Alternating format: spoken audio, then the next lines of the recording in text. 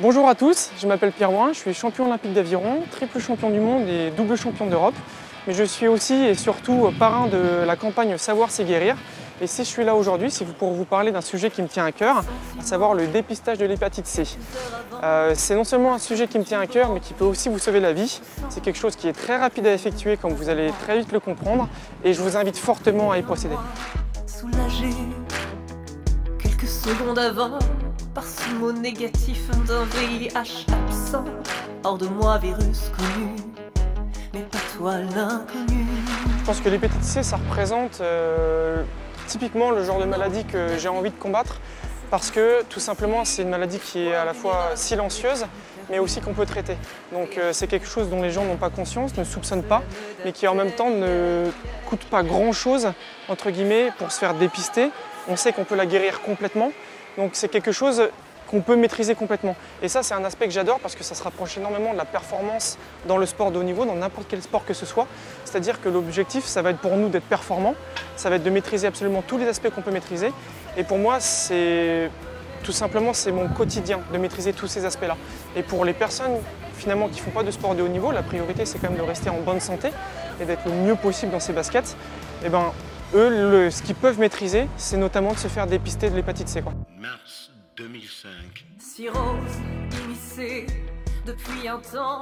Le dépistage, j'ai envie de dire en tout cas pour moi rien de plus simple parce que ça va être vraiment exactement la même méthode que j'utilise au quotidien pour relever mes lactates à l'entraînement. Donc voilà, quand on s'entraîne, on doit respecter un certain seuil d'intensité et pour vérifier qu'on est fidèle à cette intensité, qu'on n'est ni trop fort ni trop en deçà de ce qu'on doit produire, et bien on se fait piquer au doigt. Et on fait du coup un prélèvement de lactate qui dure donc 15 secondes. L'idée c'est que de se dire oui déjà 15 secondes c'est pas grand chose. Finalement moi c'est quelque chose que je fais au quotidien, j'en fais ma routine. Et vous, pour ce qui est de préserver votre santé, finalement ce qui est le plus important pour vous, le faire une fois ça vous coûtera rien, quoi.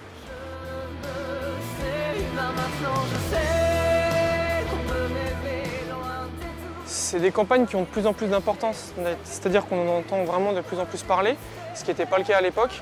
Mais alors maintenant, on se rend compte que de toute façon, surtout dans un sport comme l'aviron, on ne peut pas se permettre d'avoir, je vais minimiser, mais dire un petit souci de quel ordre que ce soit, de n'importe quel ordre que ce soit, parce qu'on a besoin de performer, on a besoin d'absolument toutes les spécificités, toutes les caractéristiques de notre corps pour vraiment être bon au quotidien.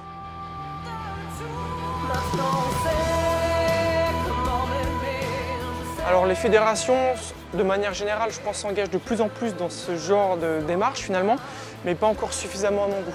Donc il y a encore du progrès à faire de ce côté-là, parce que c'est quand même finalement la plupart du temps des maladies qui sont méconnues ou auxquelles on ne pense pas ou on préfère pas penser. Et donc l'idée, c'est vraiment de développer cette connaissance de ces maladies et la facilité finalement de se faire dépister et de maîtriser cet aspect-là de notre santé pour pouvoir justement derrière avoir une étendue et un impact plus fort.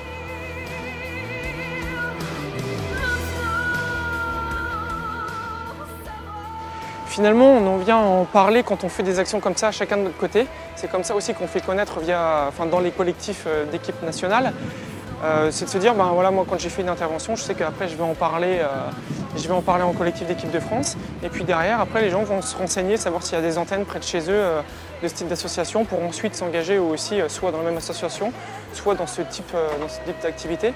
Parce qu'on prend conscience en parlant entre nous qu'on peut avoir notre impact, notre effet, que ça ne prend pas énormément de temps et que ça en vaut vraiment la peine, quoi.